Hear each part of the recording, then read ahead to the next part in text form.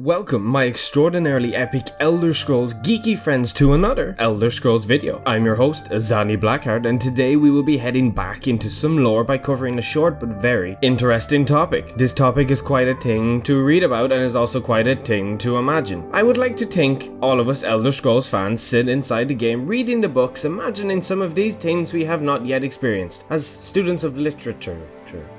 I personally do with the Sunbirds of Alinor. They remind me of fire phoenixes from like Harry Potter and stuff. Pretty cool. Something I personally think you are all going to enjoy learning about. Like all other videos, if by the end of this you found that you learned something new, then maybe consider leaving a like. But if you don't, it's okay because I will still love you like a juicy grapefruit. So sit back, get yourself a dang sweet roll, and let's kick this off. But before we do that, I just want you to all know that Nazim approves of you watching this. So what are the Sunbirds of Alinor? Well, in the little information we already have about them, the Sunbirds of Alinor were literally giant birds made out of the sun. The reason you probably haven't heard anything about these guys is because the only known source that I know of to read about them in is the Pocket Guide to the Empire 3rd edition Bird Signs book. In this you can read a small paragraph and the only known information on the birds. So large birds made out of the sun? What do you mean by that, Irish? So to understand the sunbirds, we are going to need to look at something else beforehand. A bit of side information that you need to understand to grasp the concept and the whole point of what these birds were. So a lot of you may know what an orrery is, but in case you didn't, here's the definition. An orrery is a mechanical model of the solar system that illustrates or predicts the relative positions and motions of the planets and moons, usually according to the heliocentric model. So now that you know what that is, you may recall if you played Oblivion, the DLC that allows you to repair an orrery in the game. You get a note from both the Elf and the Mages Guild and all that. Well, that's an orrery. So let's move on to a specific orrery, the Great Orrery at First Hold. First Hold being located in the Somerset Isles. It's always the elves with this stuff. So why is the Great Orrery special? Well, the spheres used within it are made out of a very special material. This material being genuine celestial minerals. So recap all your exploring and gallivanting throughout the Elder Scrolls. Can you think of any moment you found these minerals? No? Well, you're right, you haven't, because these materials came directly from Aetherius itself. These materials were said to have been collected by the Sunbirds of Alinor, who went on expeditions to gather it. So the Sunbirds are mentioned alongside the Riemann dynasty, obviously seeing as how all but Morrowind were united under this dynasty, and the fact that High Elves are known for their advanced magic powers would explain why all this was done in Alinor, the land of pointy ears. So to explain the birds, phoenixes, or whatever you want to call them anymore, they were constructed from the energy of the sun while being held together by copious amounts of magicka energy. You all know what magicka is, you've played the Elder Scrolls, but I can't begin to imagine how much magicka it would have contained per bird to hold these things together. Like, you're traveling between realms here, mate. But there was enough to obviously make one successful trip to gather these minerals for the Great Orrery. As cool as the birds were though, and as great as that one time they brought minerals back from Aetherius was, they were eventually dissolved. The elves are weak, they can't hold anything together. If this was man, we would have done this. As it states in the Pocket Guide's book,